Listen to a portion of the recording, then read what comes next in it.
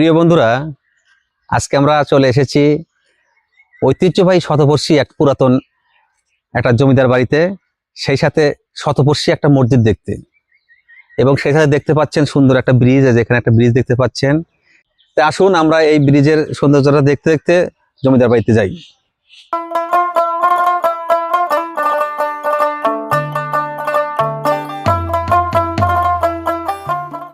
গ্রামের এই মেঠোপথ ধরে এই সুন্দর মনোরম পরিবেশ দিয়ে আমরা এখন ধীরে ধীরে যাচ্ছি জমিদার বাড়িতে।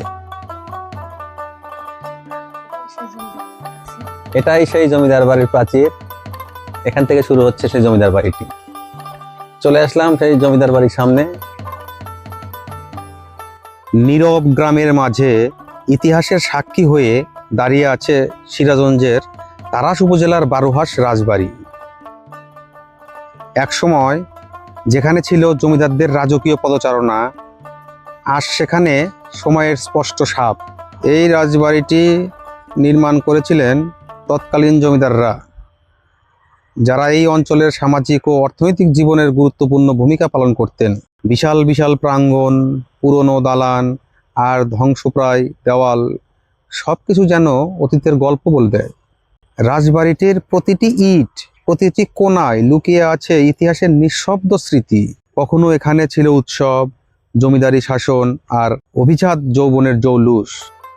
আমরা এখন এই জমিদার বাড়ি থেকে বের হয়ে যাচ্ছি। আমাদের পরবর্তী গন্তব্য হচ্ছে সামনে একটা মসজিদ আছে, সেটাও শতবর্ষী পুরাতন মসজিদ। আসুন আমরা সেই মসজিদটা ঘুরে দেখি। ভিউয়ার্স, এটা হচ্ছে সেই জমিদারদের কাচারি ঘর। আগে এই কাচারি ঘরে জমিদাররা বসে তাদের বিভিন্ন সমস্যা বা যেই আসুক না কেন তাদের সাথে এখানে বিভিন্ন কথাবার্তাগুলো বলতেন। আসুন আমরা এই কাচারি ঘরটা ঘুরে দেখি।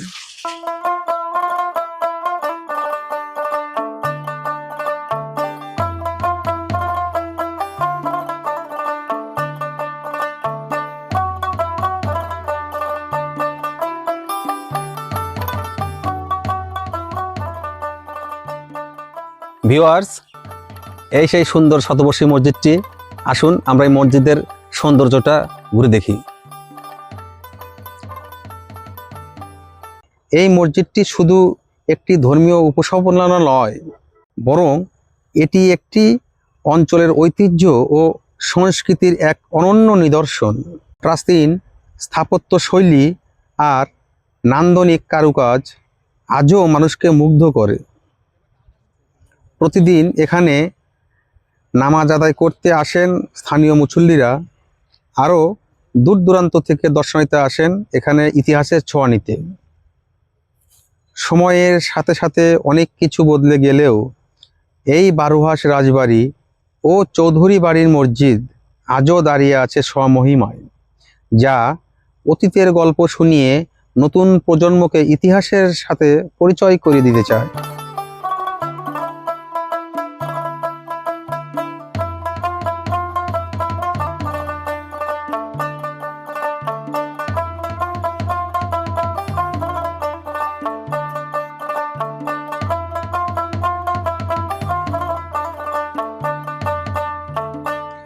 ইতিহাস শুধু একটি বইয়ের পাতা নয়, এমন স্থাপনাগুলোর মাঝেই লুকিয়ে থাকে আমাদের শেকড়, আমাদের পরিচয় আর আমাদের ঐতিহ্য।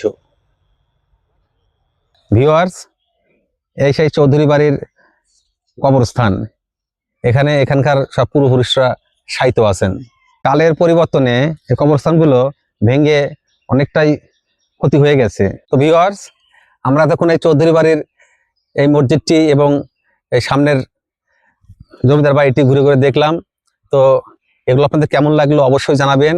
আজকের মতো এখানে বিদায় নিচ্ছি। আগামীতে নতুন কোনো ভিডিওতে অবশ্যই দেখা হবে। শেষ পর্যন্ত ভালো থাকবেন। সবার সুস্বাস্থ্য প্রত্যাশায়। ধন্যবাদ।